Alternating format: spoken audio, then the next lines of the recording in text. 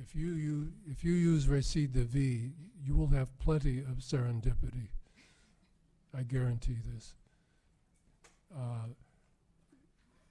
Because when you let things happen, see, the problem with a lot of social science research is we don't allow people to tell us what they have to tell.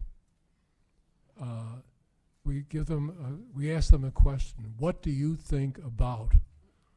Then we tell them the topic. Maybe that isn't the topic. Maybe they think about that topic in different words. They don't recognize the topic you propose to them. When you observe in a real life situation, people do all sorts of things, things you didn't expect. Now, if you're really a strict person who believes in establishing your method and following it, you ignore all those things. A friend of mine, who I worked with closely for a few years, had been trained in experimental psychology. So he worked with rats. And you know the standard psychological experiment is you put the rat in a maze and you reward the rat for taking one path in the maze with a piece of cheese, fromage, and if he takes the wrong path, you give him an electric shock. And this is how you train them to do whatever you want them to do. And Jim said to me one day, you know, I did a lot of those experiments with rats. He said, all you read in the article I wrote, or that anybody writes, is the rat turned right or the rat turned left. He says, but you know, that's the last thing they do. They do 100 things before they get there. They stop, they turn around, they look over their shoulder, they smell everything. They try to climb the wall. He said they do so many interesting things that nobody is interested in. So because we don't allow that part of their communication to exist for our purposes.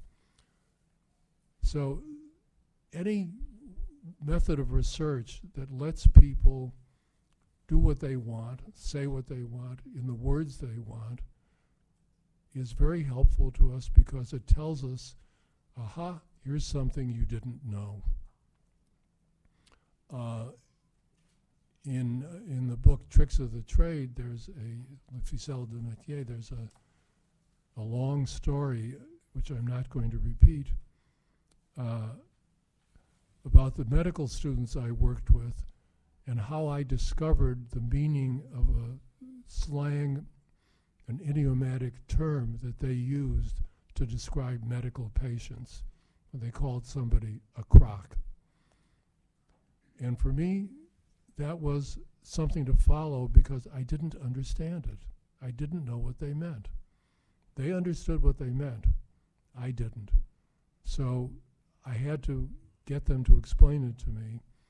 And there's about 6 or 8 pages telling how that happened, because although they knew what it meant, they couldn't explain it to me.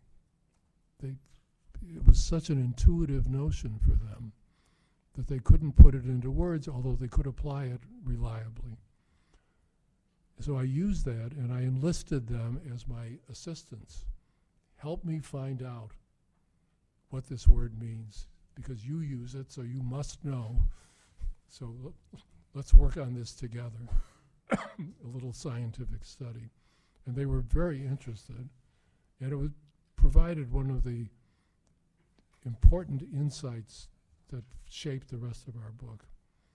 So that's not really a problem, as long as you allow people to do what they would do, say what they would say.